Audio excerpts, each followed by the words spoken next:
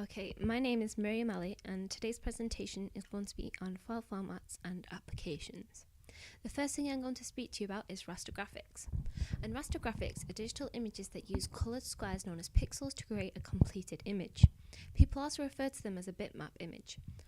Raster graphics are mostly used in photography graphics, and they are made up of a fixed number of pixels, and so when it comes to resizing the image, they cannot be drastically resized, otherwise the resolution will also be compromised.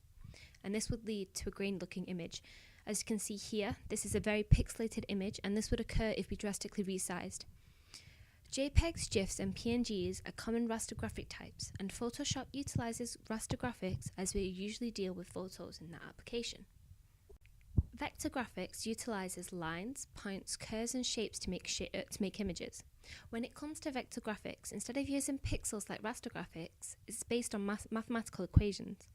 Vector graphics are usually used when it comes to designing logos for companies and brand graphics. This is because when they are saved as a master file, they can be used for things such as business cards to banners, because when you resize them, they don't lose quality. As you can see in the image below, these are resized images, and on the left-hand side we have a vector image, and on the right-hand side we have a raster image.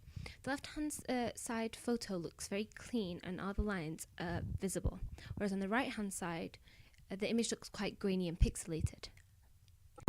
The resolution for images depends on the platform which is intended on being displayed on.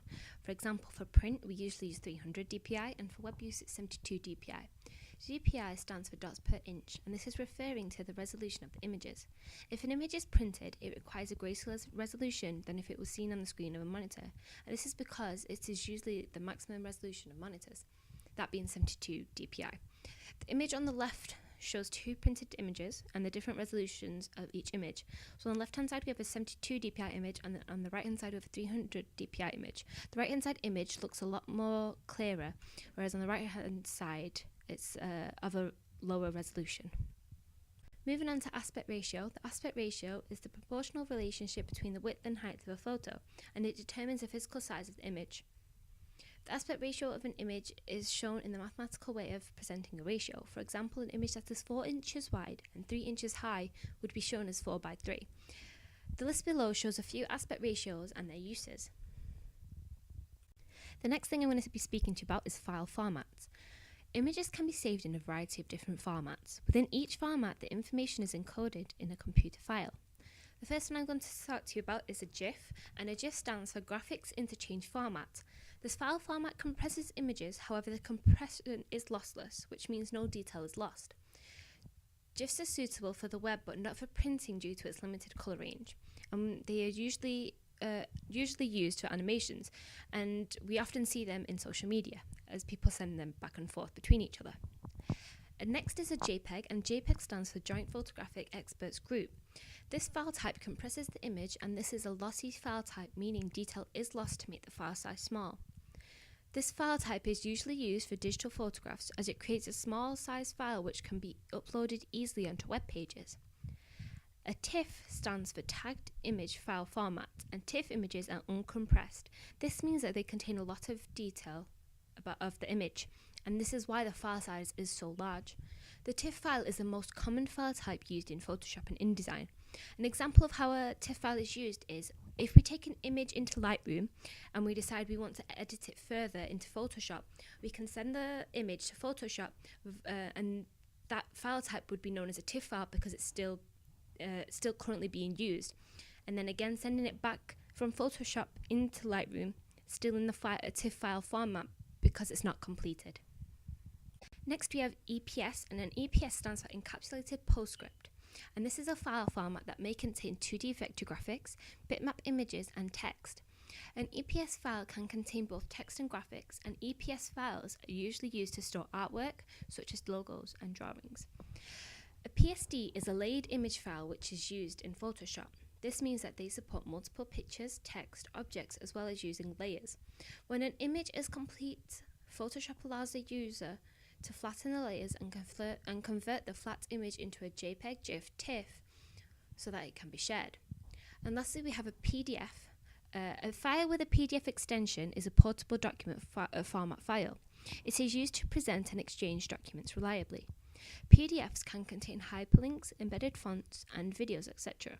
PDFs are very useful documents for things such as magazine articles and leaflets because it preserves the original graphic appearance online for the user to see. Next, we're going to be talking about applications, and the first application I'm going to speak about is Photoshop. Adobe Photoshop is a photo editing, image creation and graphics design application software. This software is extensively a raster-based software, meaning that the images are pixel-based. Photoshop is used by many photographers and graphic designers. A downside of Photoshop is that images can look very pixelated and jagged if resized. In Photoshop, we often hear about rasterizing a layer. To rasterize an image means to convert an image, e.g. a vector image, into a raster image so that it can be displayed on screen. Photoshop allows you to use plenty of unique filters, special effects and tools, and it's best for photo and pre-rendered image manipulation. Next, we have Adobe Illustrator, and Adobe Illustrator works with vectors rather than Photoshop, which works with raster images. This means that Illustrator uses mathematical equations to draw the shapes, and so when resizing the image, there will be no loss of resolution. Lines are crisp and sharp at any size. Illustrator is used to draw illustrations, logos, and cartoons. The only negative of Illustrator is the fact that it's hard to produce photorealistic drawings, and Illustrator uses PDF and EPS file formats. Illustrator does allow you to create multi-page designs, however, they are more time intensive. Lastly, we have InDesign, and Adobe InDesign is a publishing desktop software.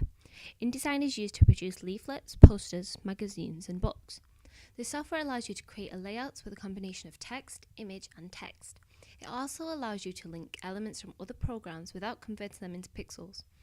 The master page system lets you create elements that exist on every page of the project, and this software is ideal for exporting to EPS format. The only downside of this application is that there are limited illustration tools and very few image manipulation tools. And so this is why we usually use Photoshop or Illustrator in combination with InDesign. Thank you for listening to my presentation. My name is Miriam Ali. Thank you.